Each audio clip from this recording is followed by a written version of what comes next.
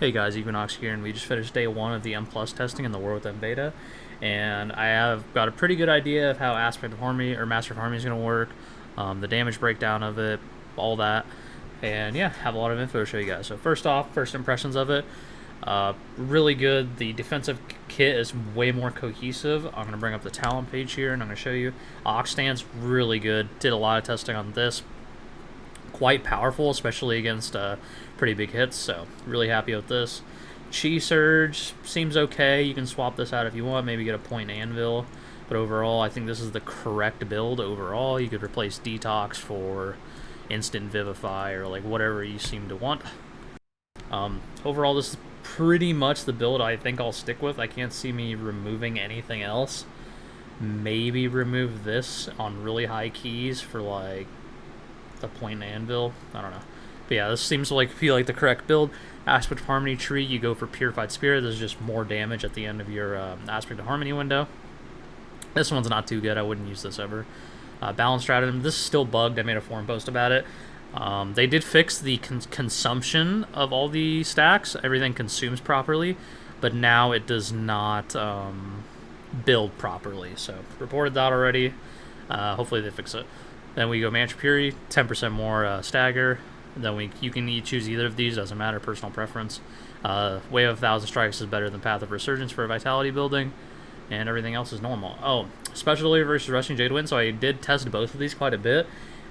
Damage is semi-similar. Special Delivery is better on AoE, Rushing Jade Wind's better single target. Overall damage, they're within 1% damage of each other, like overall damage, so whichever one you prefer, doesn't matter. Fort Brew D-Term, I decided to take this instead of like August Blessing or One with the Wind. I think it's better. And then we go low CD Fort Brew, and yeah, just makes our Fort Brew a little bit stronger. Lots of testing on Elixir. This talent's really good. It's not like, if you play a proper dungeon, it's still not going to be like your top healing or anyway, but I'll show you the breakdown of everything. But yeah, I'm going to go here. Bring up Warcraft logs. So this is the damage breakdown of a properly done dungeon. This is what you will look for in most high keys. It's going to be Keg Smash first, then Aspect of Harmony, basically tied. This may overpass in some dungeons depending on how good you are using it. But yeah, really good damage. Insanely good damage. Aspect of Harmony is directly tied to how good you do the rotation. If you don't do the rotation well, you won't build up enough harmony, and you won't do enough damage. Breath of Fire, really good. This is with a bugged balance stratagem, so if this was not bugged, this would be even higher. It might just be our top damage. So this is really good. These three are basically tied for first, which is what you want to see. Black Oak Cake, a little bit behind. And then Chi Burst, Exploding Keg should be about tied. Exploding Keg and Chi Burst maybe a little bit higher, maybe closer to Blackout Kick in pretty high heavy AoE dungeons. Touch of Death, mob HP is a little lower than it should be right now, so this will naturally shrink down to here. Tiger Palm will probably replace it. You see Special Delivery does pretty good damage, 4.8%. You can see we just pretty much don't press Spinning Crane Cake. The only time you press it is during Exploding Keg windows. Yeah, Overwhelming Force with Tiger Palm, you can see it does quite a bit of damage. And Rising Sun Kick's down here. This is a weapon enchant. Expel Arm does pretty low damage. Yeah, that's the damage breakdown. This is pretty much what to look for.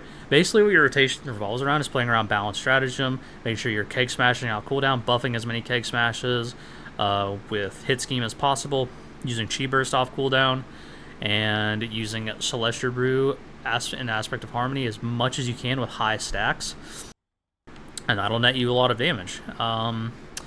Healing breakdown looks like this. Again, this is like the most ideal dungeon I found that replicates like high keys with damage intake. So Gift of the Ox first, naturally it's always going to be first. Celestial Fortune doing really good right now. I have I think about 35% crit, so this is doing a lot. Celestial Brew and Elixir about tied. Celestial Brew is not insane. The scaling on it's definitely weird, but they may have just shifted power to Elixir, so we'll see. But yeah, there's these two, and then Guy Pins. This is doing a lot right now. As you can see, I had like a 2.5 mil heal, so it's pretty good. And you're not reaching like live levels of stagger, so this will just naturally be like really high in like really high keys. And then Trinket, Eulons, Chi Burst, everything else. Healing Winds is Transcendence heal. I like this. It's pretty good situationally.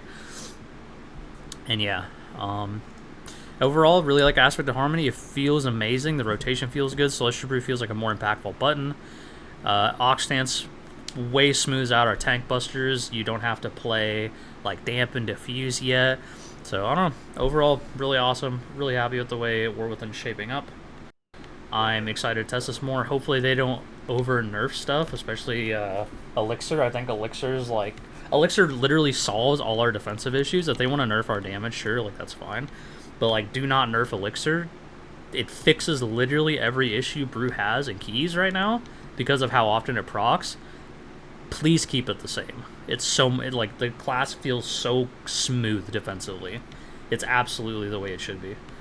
Yeah, short video. I'm gonna do one of these over Shadowpan, just a TLDR on Shadowpan versus Aspect of Harmony or Master of Harmony.